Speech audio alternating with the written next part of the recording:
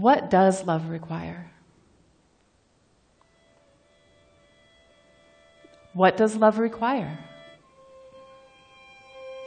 What does love require? I believe that what love requires is transcendence. The ability to see and experience a humanity both beyond and deeper than external characteristics. To experience and love another on a soul level, to the point where you know you have done this dance before with them, perhaps in a past life or on a different plane. When asking, who are you, goes far beyond the physicality of a person's being. In my journey of parenting a trans person, I have fully known this transcendent love. For me, there is no before and after, no death and rebirth, because all along, you've just been you. So profoundly and fearlessly yourself that my memories of you aren't gendered. There's just my baby. My baby who I happen to dress in a pretty gender-neutral way most of the time because it was the 90s, I was 19, and I thought white onesies and denim overalls were the bomb. We must have made quite the sight. Teen mom and oh-so-cool baby. Your favorite place to be was in my arms. So I tucked you into a blue and white ring sling where you quietly observed the world. A little hand coming up every now and again to gently turn my chin one way or another. A little voice inquiring, this? That? And so I kept a running commentary for you of what and why and how, about the mundane aspects of everyday life and the beautiful mystery of our natural world. Seeing that you were born around the same time as the internet, though, it wasn't long at all before I could barely start to get an answer out, and you'd proclaim, "We should ask Google, yeah?" I do know some things, dear child. Though I will admit to often worrying that my own intellect couldn't keep up with yours. My memories are gloriously full of this endlessly inquisitive, wickedly smart, hilariously funny, creative, playful, thoughtful, empathetic, and deeply compassionate person. One of the most beautiful humans I have ever been privileged to know, and one of my greatest teachers in life. My trans child is the person, more than any other, who has helped me come to terms with my own experience of gender within the constraints of a patriarchal upbringing and misogynistic society, and who has also helped me reclaim portions of a faith that for a time I soundly rejected.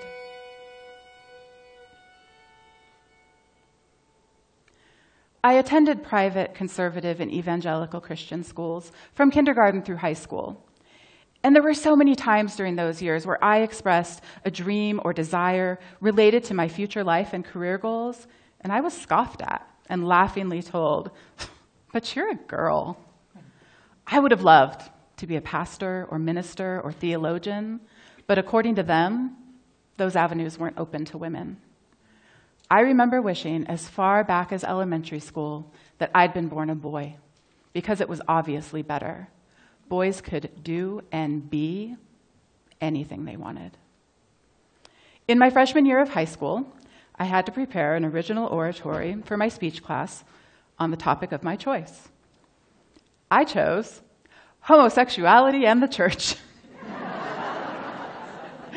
And my thesis was that the church was getting it wrong. If God is love, and the first two commandments are love God and love your neighbor as yourself, the church was failing to love their LGBTQ neighbors. Not to mention their LGBTQ fellow Christians. My classmates' eyes were wide and mouths hung open as I delivered my speech. And after class, everyone filed out in stunned silence. But one senior boy who I admired turned to me and quietly said, "You're really brave." It didn't feel brave. It felt right. By the end of high school, after 4 years of my persistent and apparently annoying spiritual practice of asking, "But why?" and "Says who?" I was considered a heretic. And I was still deeply frustrated with the limitations and expectations put on the weaker sex. The irony wasn't lost on me when it came time to start applying for colleges, and a pale male classmate sighed heavily and said, "Oh, it's so not fair. You're Hispanic and you're a girl." I'd spent so many years fielding racist microaggressions and being told that being female was a detriment, but now, somehow, being Chicana was an advantage. I was barely into my college journey when I told my parents I was pregnant while we were having lunch at Taco Bell. You can laugh. It's much funnier now than it was then. I know they were shocked and perhaps disappointed, but their immediate, unconditional love and support set the stage for my own parenting journey. During my child's early years, I was still wrestling with what I did and did not believe, and had a growing discomfort with associating myself with the American Evangelical Church. I had one foot in and one foot out, but for a time was allowing my kiddo to attend Sunday school fairly regularly with the other set of grandparents. And most of the time, it was fun for my child. But on one fateful Sunday, when they were around 7 or 8 years old, they were subjected to a fire and brimstone altar call. "You were born a sinner who must repent and come to Jesus." They came home filled with a righteous rage that people were trying to force them to feel shame for simply existing. I was and still am so deeply moved that my kiddo was able to say with such clarity and an unshakable moral core, "No, that is wrong. I am not a sinner or a bad person, and I don't need to be saved." We had an incredible and deep conversation that day, with me assuring them, "You are perfect just the way you are, and I love you so very much, no matter what, to the moon and back forever and always," that ended with them decidedly asserting, "I am never going back there again." And they never did. And my child declaring their own liberation facilitated my own, and I was finally able to extricate myself from American churchianity. My beautiful child, whether you were a boy or a girl, and whether you are now one or the other, or both or neither, shouldn't matter. And yet in this moment we find ourselves in, it matters more than anything to so many. I am filled with rage that there are people, politicians, and systems in this world that want to hurt you. And that I am somehow labeled an extremist and terrorist by members of my own government just for believing that my beloved child has the right to exist in the beauty and fullness of a liberatory existence. That indeed is an embodied experience of the divine. The divine has no gender. I want to scream, "Open your eyes! Open your eyes and see this beautiful human and every human beyond the constraints of any societal identifiers. Stop imposing your beliefs about the human experience on others, as well as the limitations of your own experience and understanding."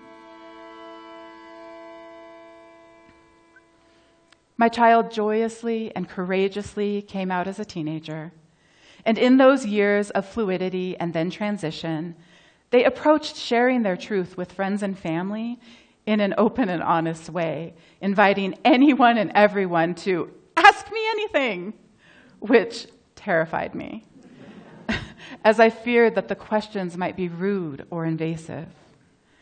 But with compassion and kindness, they fielded every question, and in return gently asked questions such as, when did you know that you were a boy or a girl, and what that meant?